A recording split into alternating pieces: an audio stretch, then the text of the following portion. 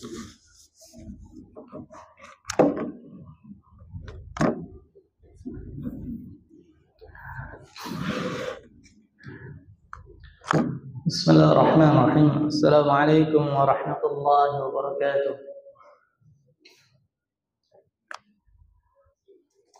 Alhamdulillah alladzi bi ni'matihi tatimmu shalihat. Asyhadu an la ilaha illallah wahdahu la syarika lah wa asyhadu anna Muhammadan 'abduhu wa rasuluh. Allahumma shalli wa sallim ala nabiyyina Muhammadin wa ala alihi wa sahbihi ajma'in. Amma ba'd. Ya ayyuhal hadirun, alhamdulillah, syukur pada Allah Subhanahu wa taala bagi malam ini kita lanjutkan kajian tafsir. Mudah-mudahan Allah Subhanahu wa taala memberkahi waktu kita dan umur kita, dan juga memberi kesempatan kita terus untuk belajar Al-Qur'an dan memahaminya, dan mudah-mudahan khatam. Baik, kita sampai ayat 276 dari surat Al-Baqarah yang berkaitan dengan riba. Ana ulang ayat sebelumnya. A'udzu billahi minasyaitonir rajim. Alladzina ya'kuluna ar-riba la yaqumuna illa kama yaqumu alladzi yatakhabbathu asy-syaitanu minal mas. Orang-orang yang makan atau mengambil riba tidak dapat berdiri melainkan seperti berdirinya orang yang kerasukan syaitan lantaran penyakit gila. Disebutkan bahwa hakikatnya atau ayat sebelum ini Allah sebutkan beberapa fadilah-fadilah orang yang membantu orang lain dengan sedekah atau infak. Tetapi riba ini dia tidak membantu orang yang susah, justru menekan orang yang susah dengan adanya riba. Maka digambarkan oleh Allah Subhanahu wa taala orang yang seperti ini adalah orang yang gila terhadap harta. Sedangkan orang yang sedekah dia tidak gila harta. Ya, orang sedekah, justru kata orang yang ahli riba, orang sedekah itu gila karena dibuang uangnya. Tapi pada hakikatnya orang yang membuat sulit orang lain itu adalah orang yang gila terhadap hartanya, yang dia ditimpa penyakit gila. Dzalika bi annahum qalu innamal bai'u mithlur riba. Yang demikian itu adalah disebabkan mereka berpendapat sesungguhnya jual beli itu sama dengan riba. Wa ahallallahu al-bai'a wa harrama ar-riba. Sedangkan Allah menghalalkan jual beli dan mengharamkan riba.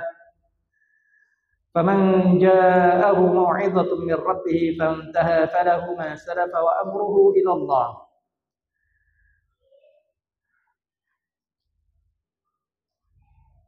Maka orang-orang yang telah sampai kepadanya larangan dari Allah lalu terus berhenti dari mengambil riba, maka baginya apa yang telah diambil dahulu sebelum datang larangan, dan itu urusannya diserahkan kepada Allah. Kita sudah jelaskan tentang perkara ini. Orang yang dulunya mengambil riba, kemudian dia belum tahu hukum tentang riba, maka riba yang diambil itu sudah milik dia. Ya, sudah milik dia. Kita sudah jelaskan bahwa ada dua harta. Harta orang lain diambil dengan cara tidak halal. Yang pertama adalah harta diambil dengan cara tidak halal dengan cara saling ridha. Yang kedua dengan cara tidak saling ridha. Yang saling ridha itu diantaranya adalah riba. Riba saling ridha antara orang yang menghutangi dan orang yang berhutang, saling ridha kalau dia ada bunga. Sedangkan harta yang diambil dengan cara yang tidak saling ridha seperti harta yang dicuri atau dikorupsi atau yang lainnya, maka kata Kata Allah Subhanahu wa taala, orang yang meninggalkan riba, yang dulu-dulunya dia berbuat riba, maka itu sudah milik dia, tidak perlu dikembalikan. Tapi harta yang dicuri atau diambil, yang didapat tidak saling riba, maka harus dikembalikan jika dia bertaubat. Wa man 'ada fa ulaika ashabun nar hum fiha khalidun. Maka barang siapa yang sudah datang peringatan itu, tapi masih kembali mengambil riba, maka orang-orang itu adalah penghuni neraka dan kekal di dalamnya.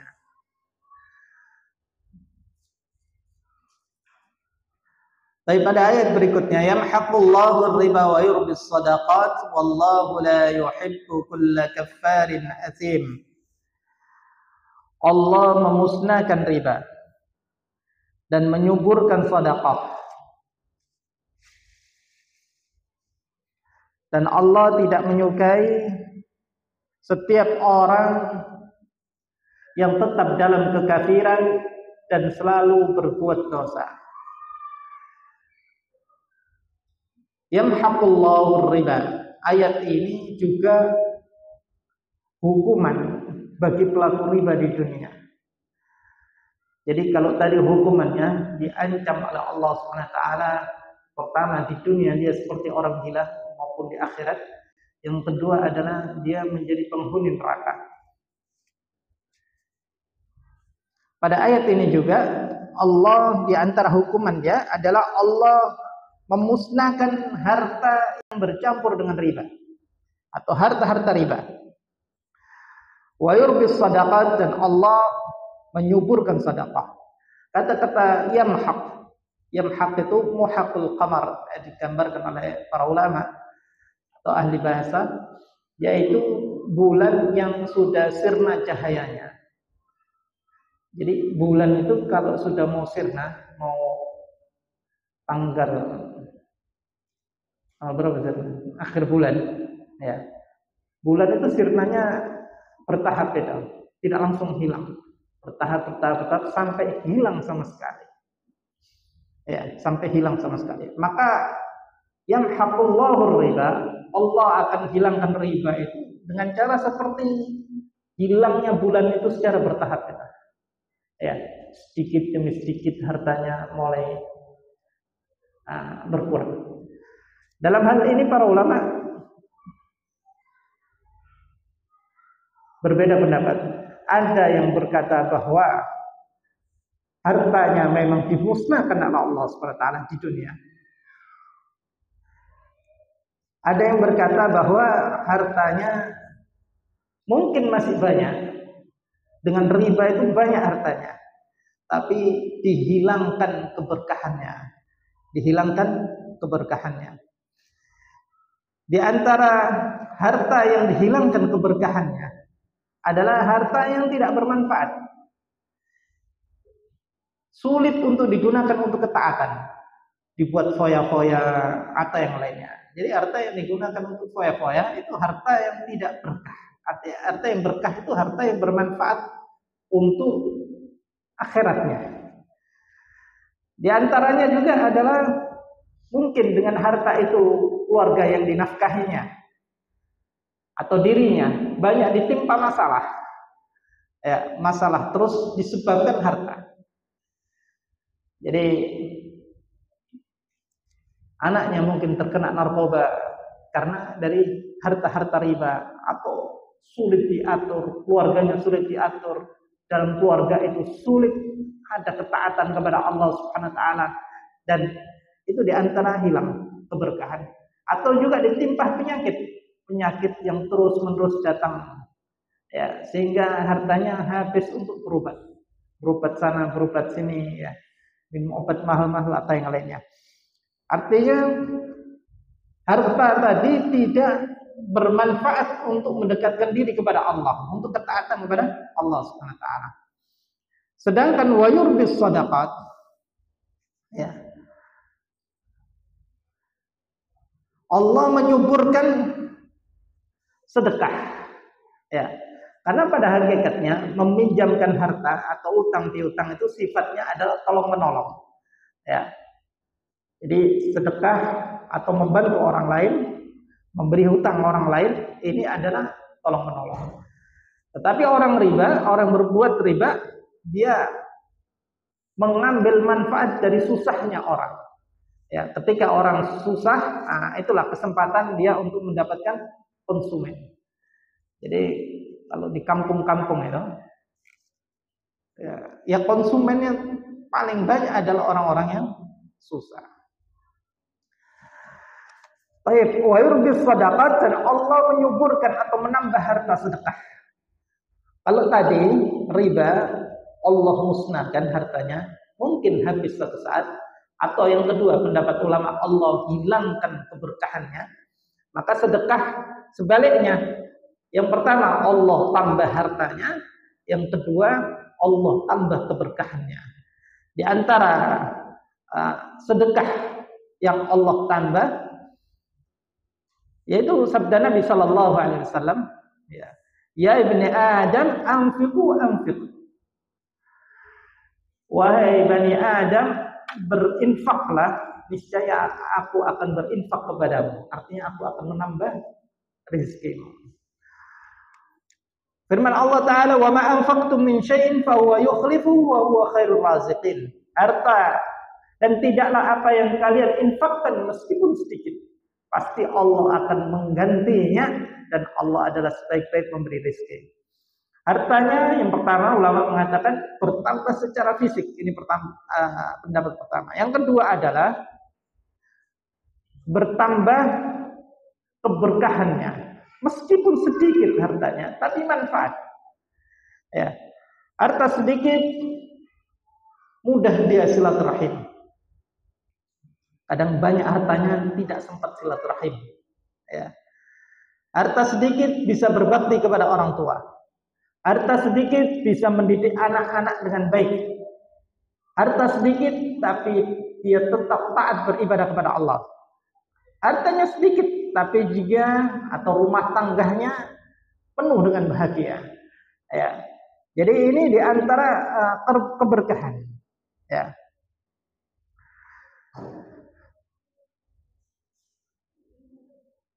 Baik, kalau orang yang bersedekah pahalanya bertambah, maka seperti juga orang yang berbuat riba dosanya bertambah. Ya. Dalam sebuah hadis, man tasaddaqa bi'adli tamratin min kasbi tayyibin. Barang siapa sedekah dengan seukuran kurma, dan itu dia dapatkan dengan cara yang baik. Wallahu la yaqbalu illa tayyib, dan Allah tidak akan menerima kecuali yang baik. Fa innallaha yaqbiluha bi yaminihi thumma yurabbiha li sahibiha kama yurabbi ahadakum faluwa hatta takuna misral jabal. Barang siapa bersedekah dengan ukuran sebesar kurma. Ukuran sebesar kurma itu mungkin barang sedekahkan satu kurma atau senilai dengan satu kurma, atau satu kurma harganya berapa? 500 rupiah atau 1000 gitu ya. Yang dia dapatkan peroleh harta itu dengan baik, dan Allah tidak menerima kecuali yang baik, maka Allah akan menerima dengan tangan Allah Subhanahu wa taala, tangan kanan Allah Subhanahu wa taala, kemudian Allah akan kembangkan. Seperti salah seorang kalian memelihara satu hewan ternak yang kecil, kemudian hewan ternak yang kecil itu menjadi sebanyak gunung. Ya. Nah, jadi Allah jadikan harta yang kecil itu berkembang terus sampai sebesar gunung, atau dalam riwayat lain sebesar gunung Uhud. Artinya wa yurbis sadaqat, dan Allah kembangkan sedekah tadi. Jadi sedekah kecil tadi terus berkembang. Baik, wallahu la yuhibbu kulla kaffarin athim, dan Allah tidak akan mencintai setiap orang yang kufur dan berbuat dosa. Yang pertama, ulama berpendapat kufur di sini adalah kufur nikmat. Orang yang melakukan riba adalah melakukan kekufuran kecil. Oleh kata Ibnu Katsir, bukan kufur besar. Artinya kufur kecil itu kufur nikmat, tidak mengeluarkan seseorang dari Islam. Artinya kufur nikmat itu adalah orang yang tidak bersyukur dan tidak berterima kasih pada Allah Subhanahu wa taala. Dia dikasih harta halal oleh Allah Subhanahu wa taala, tapi dia tamak. Ya, dia ingin menambah hartanya dengan cara yang tidak halal. Dia kembangkan hartanya, maksudnya ya, dengan melakukan riba. Dan sebagian ulama juga mengatakan riba itu bahkan lebih besar. Asim itu adalah orang yang berbuat dosa, yang dosanya lebih besar daripada dosa berzina. Ya. Yang kedua, pendapat kedua adalah sebagian mengatakan dia adalah kufur akbar. Artinya bukan orangnya yang kufur, tapi pelaku riba ini seperti pelaku orang yang kafir. Kalau kita tahu pencipta riba ini orang-orang kafir. Penguasa riba juga orang-orang kafir. Yang mengatur riba di dunia ini adalah orang kafir. Yang menggalakkan riba, mengatur bank-bank di dunia ini juga orang-orang kafir. Maka orang yang melakukan riba ini dia berperilaku seperti orang-orang kafir. Ya.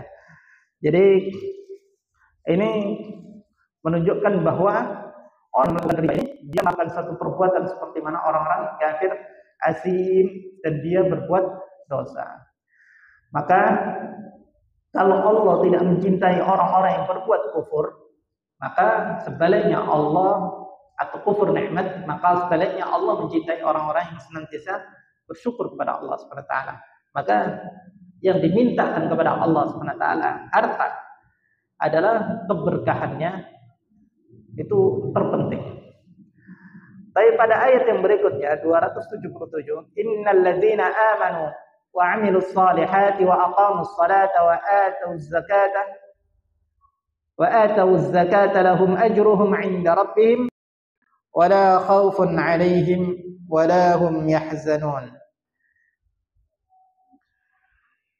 Sesungguhnya orang-orang yang beramal saleh, orang-orang yang beriman dan beramal saleh, dan mereka mendirikan salat, menunaikan zakat, bagi mereka ganjaran mereka di sisi Allah, di sisi Rabb mereka, dan mereka tidak takut,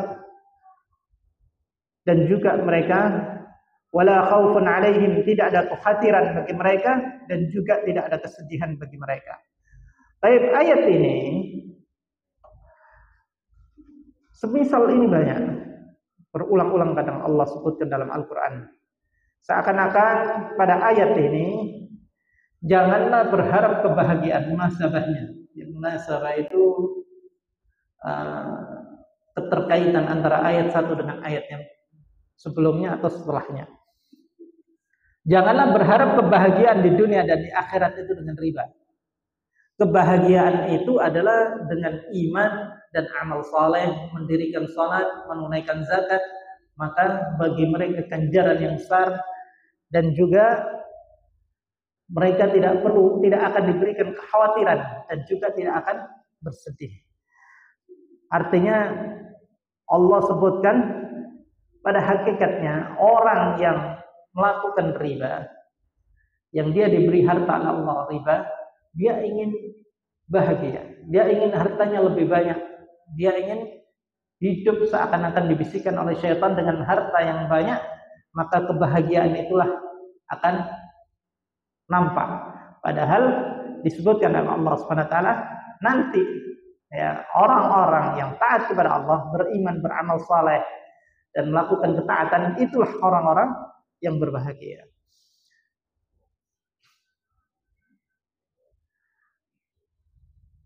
Baik, seperti mana Ibnu Taimiyah rahimahullah mengatakan inna fid dunya jannah. Sesungguhnya di surga itu ada surga. Man lam yadkhulha lam yadkhulil jannah. Siapa yang belum pernah merasakan atau masuk surga dunia, kebahagiaan di dunia itu, maka dia tidak akan merasakan kebahagiaan nanti di surga yang di akhirat nanti. Jadi artinya orang yang beriman dan beramal soleh, senantiasa mendirikan sholat, menunaikan zakat, itulah orang yang diberi kebahagiaan oleh Allah SWT dan dijanjikan surga di akhirat nanti. Ya. Bahkan ketika Ibnu Taimiyah rahimahullah dia dihukum dan disiksa, dia mengatakan, ma yaf'alu a'da'i bi jannati fi qalbi. Apa yang dilakukan musuh-musuhku ini terhadap diriku, padahal surgaku ini ada di hatiku. Jadi meskipun dia dalam keadaan sulit di dunia nampaknya, tapi orang beriman dan beramal saleh ini yang senantiasa taat kepada Allah, dia merasakan kebahagiaan seakan-akan dia hidup di surga di dunia ini. Ya. Jadi kadang di situasi yang tenang, ya mungkin aman atau yang lainnya, banyak orang sumpah. Mungkin di situasi seperti di Palestina, Gaza dalam keadaan sulit. Ya, meskipun dalam keadaan sulit, karena dia beriman, dia taat pada Allah, mungkin di situ sisi kebahagiaannya. Sebagaimana Ibnu Taimiyah ketika tadi disiksa atau dianiaya oleh musuh-musuhnya. Bahkan di antara ulama mengatakan, "Lau 'alimal muluk wa abna'ul muluk ma nahnu 'alaihi minan na'im lajaladuna 'alaihi walau bisuyuf." Seandainya para raja-raja ini wah bahagia. Ya. Jadi atau abna'ul muluk atau pangeran-pangeran. Benar pangeran ini ya, hidup di kekuasaan yang tertinggi, harta yang banyak. Seandainya mereka tahu tentang kebahagiaan yang ada pada kami, niscaya mereka akan merampasnya walaupun dengan pedang. Artinya para ulama itu yang dia dalam ketaatan pada Allah Subhanahu wa taala, dalam keimanan yang tinggi, itu sungguh dalam merasakan kebahagiaan. Ya. Jadi dikira raja-raja atau pangeran-pangeran itu lebih bahagia, tidak. Ya. Meskipun dia sudah di tingkat kekayaan yang luar biasa. Ya. Baik, hadirin yang dimuliakan Allah Subhanahu wa taala. Kesimpulannya,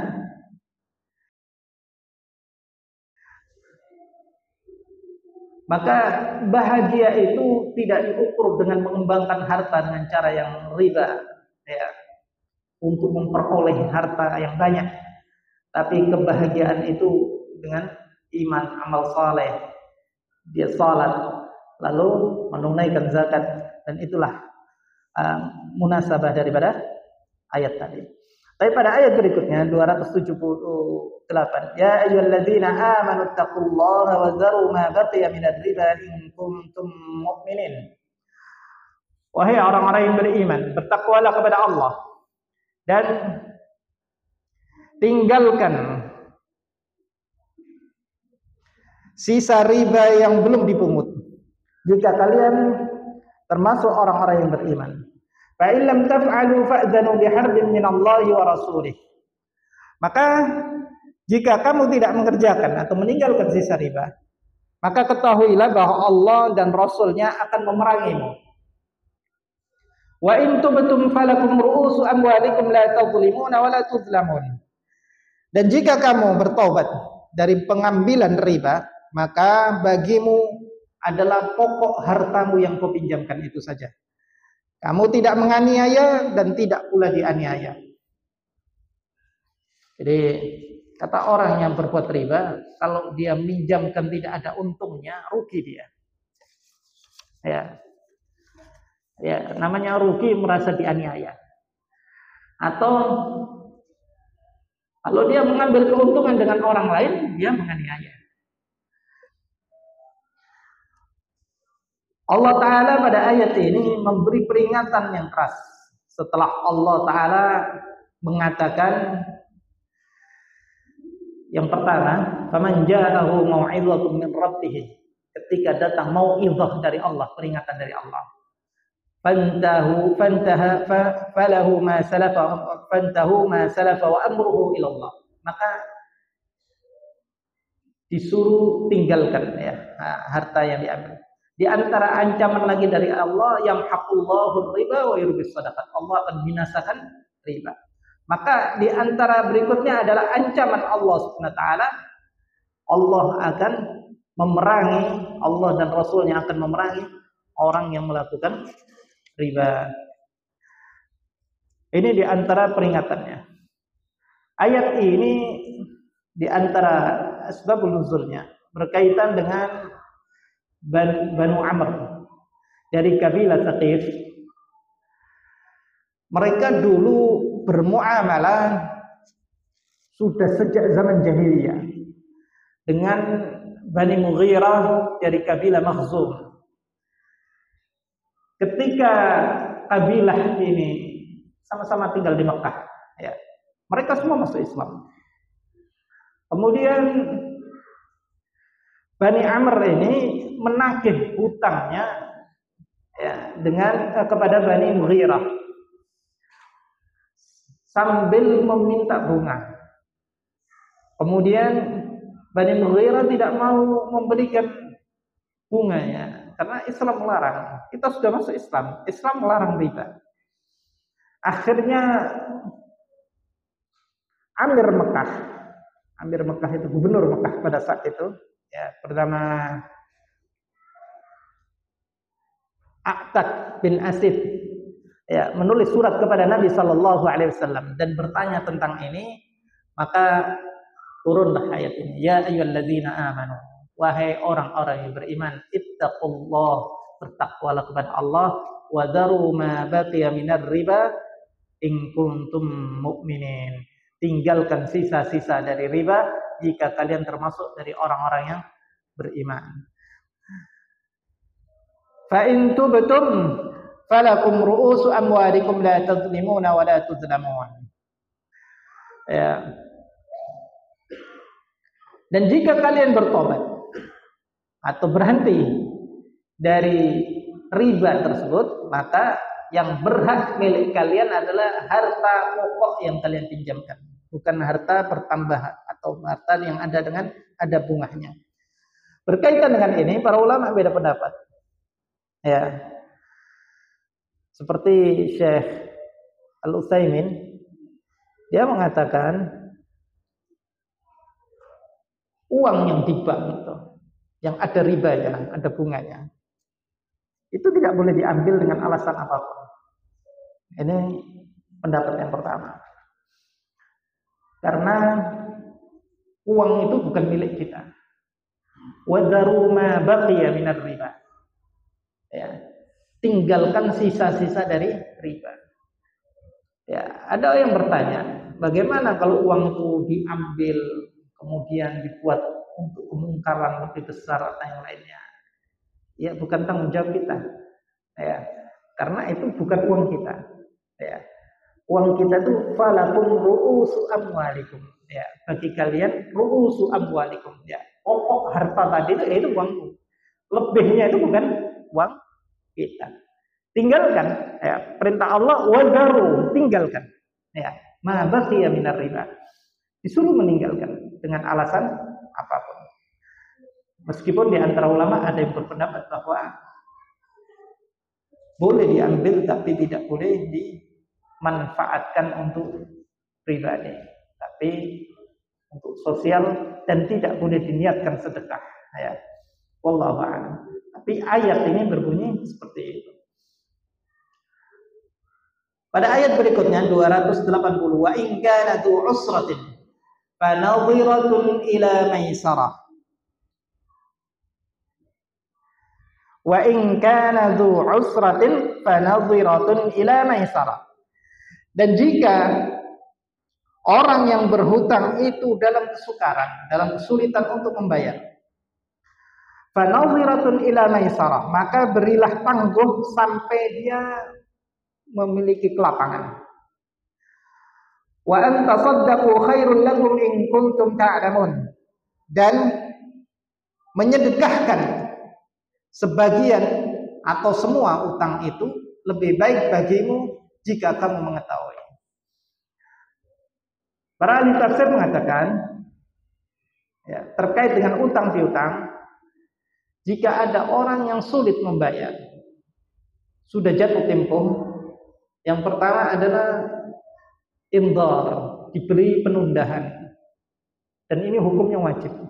Kasih waktu ya, bagi yang tidak mampu membayar. Yang kedua adalah digugurkan separuhnya. Digugurkan separuhnya. Dan yang ketiga adalah tidak usah bayar sama sekali. Dan yang bisa melakukan ini adalah hanya orang-orang yang beriman. In kuntum ta'lamun. Jika kalian mengetahui ganjaran di sisi Allah Subhanahu wa taala. Dulu orang jahiliyah, kalau ada orang yang hutang, ini riba di masa jahiliyah, jatuh tempo, dia mengatakan, ya, dia datangi orangnya dan dia mengatakan, bayar sekarang. Kalau ente tidak bisa bayar sekarang, saya kasih waktu 1 bulan, bertambah lagi.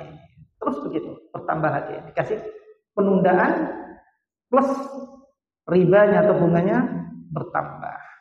Maka turunlah syariat ini, ya, menjelaskan tentang kaidah orang yang tidak mampu membayar hutang. Yaitu yang pertama adalah diberi penundaan, yang kedua dikurangkan separuh, dan yang ketiga dibebaskan sama sekali. Dan ini tidak sia-sia di hadapan Allah Subhanahu wa taala. Ya. Banyak fadilah yang besar. Ya, dalam satu hadis sahih, man anzara mu'assiran aw wada'ahu wudi'a lahu adallahu Allahu yaumal qiyamati tahta dhillihi tahta dhilli 'arsyihi yauma la dhilla illa dhilluh. Barang siapa yang memberi penangguhan bagi orang yang sulit membayar hutang atau merelakan atau merelakan, maka Allah akan memberi naungan pada hari kiamat di bawah naungan arsy-Nya yang tidak ada naungan kecuali naungan Allah Subhanahu wa taala. Dalam riwayat yang lain, man anzara mu'assiran kana lahu bi kulli yaumin shadaqah. Barang siapa yang memberi penangguhan bagi orang yang kesulitan membayar hutang, maka setiap harinya dia seakan-akan bersedekah dengan nilai hutang itu tadi. Ya. Jadi kalau dia misalkan kasih utang 1 juta, sudah jatuh tempo tidak bisa membayar, kasih penangguhan 1 hari, 2 hari, 3 hari, tiap harinya seakan-akan dia sedekah 1 juta. Ya. Atau dalam riwayat lain disebutkan oleh sahabat yang mendengarnya, summa sami'tu, kemudian aku pernah mendengar di satu ketika Rasulullah, tapi lafadznya beda, man anzara mu'assiran kana mithlahu sadaqah. Barang siapa yang memberi penangguhan orang yang sulit membayar hutang, maka dia akan diberi 2 kali lipat, ya, seperti nilai hutangnya dulu setiap harinya. Jadi kalau dia 1 juta ditangguhkan setiap harinya, seakan-akan dia sedekah 2 juta, 2 juta, 2 juta. Ini di antara fadilah orang yang memberi penangguhan. Dalam satu riwayat, seorang sahabat Abu Qatadah pernah minjamkan uang kepada seorang, kemudian dia menagihnya, dan orang itu selalu sembunyi dicari. Ya. Akhirnya didatangi di rumahnya, lalu keluarlah anak kecil mengatakan, mana fulan, ada di dalam sedang makan. Lalu akhirnya dipanggillah oleh Abu Qatadah, wahai fulan, keluarlah. Ya, jangan kau menipu aku lagi. Akhirnya orang tersebut keluar dan mengatakan bahwa dia kesulitan untuk membayarnya. Dan dia tidak memiliki harta untuk membayarnya. Lalu Abu Qatadah mengatakan, demi sumpah kau betul-betul kesulitan? Iya. Akhirnya Abu Qatadah menangis dia. Dia pernah mendengar sabda Nabi SAW bahwa orang yang memberi penangguhan hutang itu ganjarannya besar. Dan bahkan dia berkata, Nabi Shallallahu Alaihi Wasallam pernah bersabda, hadis ini diriwayatkan oleh Muslim, man nafasa an gharimihi au mahanhu kana fi dhillil arsy yaumil qiyamah. Barang siapa yang memberi kebebasan orang yang berhutang kepadanya atau memberi penangguhan atau membebaskan, maka dia kelak akan mendapatkan naungan di bawah arsy Allah pada hari kiamat.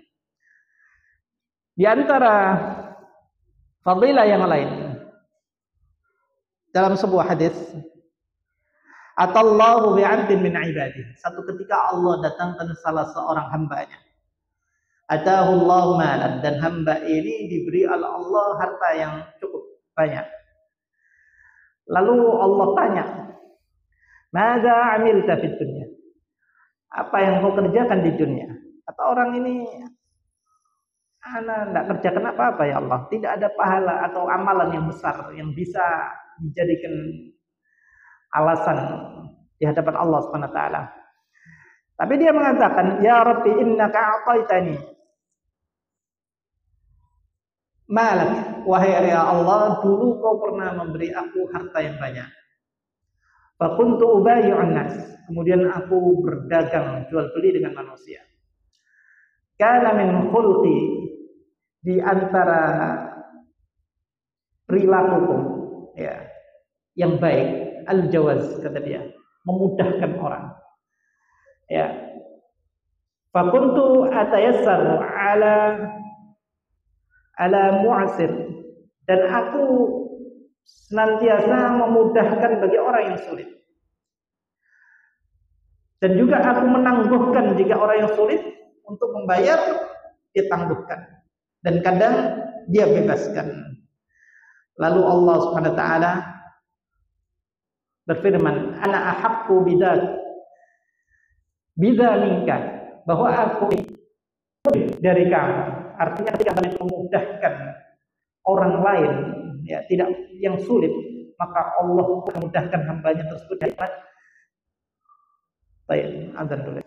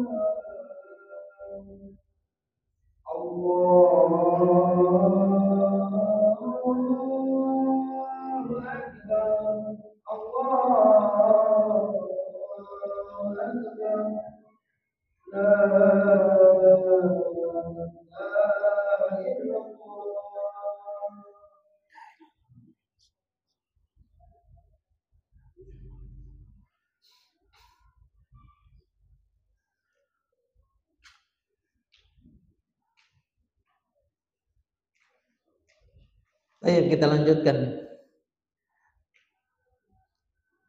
Kemudian orang tadi dimudahkan untuk masuk surga Allah Subhanahu wa taala karena dia memudahkan orang ketika di dunia. Di antara fadilah yang lain, man arada an tustajaba da'watuhu wa an tukshafa qurbatuhu falyufarrij al-mu'assira. Barang siapa yang ingin doanya diijabahi oleh Allah Subhanahu wa taala dan juga kesulitannya dilepaskan oleh Allah Subhanahu wa taala, maka hendaklah dia mempermudah orang yang dalam kesulitan. Wa in kana dzu 'usratin fanadhiratun ila maisarah wa an tasaddaqu khairul lakum in kuntum ta'lamun. Dan jika orang yang berhutang itu dalam kesukaran, maka berilah tangguh sampai dia berkelapangan dan menyedekahkan sebagian atau semuanya, itu lebih baik bagimu jika kamu mengetahui. Pada ayat berikutnya yang terakhir, ayat 281, wattaqu yawman turja'una ila Allah thumma tuwaffa kullu nafsin ma kasabat wa hum la yuzlamun. Dan bertakwalah atau takutlah pada hari atau jagalah dirimu dari azab Allah, yaitu pada hari itu, yaitu pada hari kiamat. Kamu semua dikembalikan kepada Allah. Kemudian masing-masing akan diberi balasan yang sempurna terhadap apa yang dikerjakannya. Sedang mereka sedikit pun tidak dianiaya oleh Allah Subhanahu wa taala. Wattaqu yawman turja'una ila Allah. Takutlah pada hari ketika kalian dikembalikan kepada Allah. Tsumma tuwaffa kullu nafsin ma kasabat. Kemudian Allah akan penuhi setiap diri dari apa yang dia kerjakan, yaitu ganjaran maupun balasan, wa hum la yuzlamun, dan mereka tidak akan dianiaya. Ayat ini termasuk ayat yang terakhir turun kepada Nabi sallallahu alaihi wasallam. Dan ada yang mengatakan bahwa ayat ini turun kepada Nabi sebelum 9 hari Nabi sallallahu alaihi wasallam meninggal dunia. Ada yang mengatakan ayat ini turun di saat 31 hari sebelum Nabi sallallahu alaihi wasallam meninggal dunia. Dan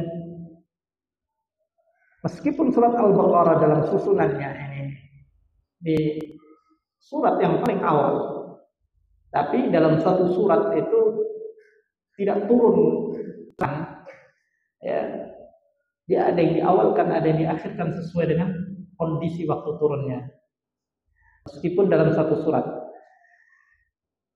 Dan Nabi Shallallahu Alaihi Wasallam lalu menyampaikan kepada para sahabat, ayat ini setelah ayat ini, ayat ini setelah ayat ini. Ini sulit orang bisa, kecuali dua. Kecuali yang pertama hafal, yang kedua mencatat.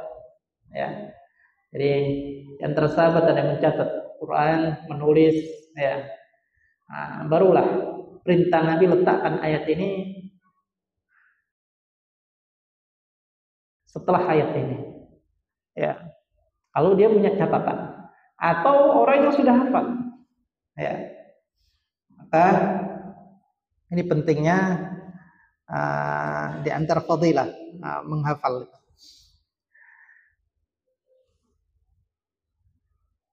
Summa tuwaffa kullu nafsin ma kasabat. Kemudian setiap diri akan dibalas oleh Allah Subhanahu wa taala sesuai dengan apa yang dikerjakan. Ayat ini disebutkan di antaranya para ulama mengatakan bahwa orang tidak akan mendapatkan pahala kecuali apa yang dia kerjakan sendiri. Kecuali dikhususkan ya amalan-amalan yang bukan dia kerjakan tetapi dia mendapatkan pahala.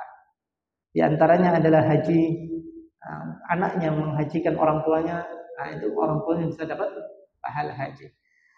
Atau umrah, atau sedekah, seorang anak sedekah, atau orang lain sedekah dan diniatkan kepada orang lain. Atau selain itu adalah doa, dan dalam satu riwayat ada puasa, ya menggantikan puasa orang yang sudah meninggal. Taib hadirin yang muliakan Allah Subhanahu wa taala, inilah diantara kesimpulan ayat ini, diantara kesimpulan dari tentang fadilah infak, kemudian bahayanya riba. Maka Allah Subhanahu wa taala menutup wattaqu yawman turja'una fihi ila Allah. Jadi takutlah pada hari yang semua kalian akan dikembalikan kepada Allah, dan semua apa yang dikerjakan oleh manusia semua akan dibalas oleh Allah Subhanahu wa taala, wa hum la yuzlamun, dan mereka sedikit pun tidak akan dianiaya oleh Allah Subhanahu wa taala. Mudah-mudahan ya. Fadhal.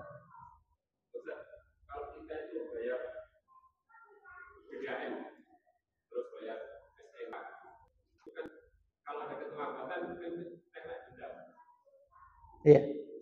Apakah kena denda tadi itu yang dilakukan oleh apakah itu termasuk kategori riba? Allah alam. Tak tahu. Ya. Baik, cukup dari ana. Subhanakallahumma bihamdika asyhadu an la ilaha illa anta astaghfiruka wa atubu ilaik. Assalamualaikum warahmatullahi wabarakatuh.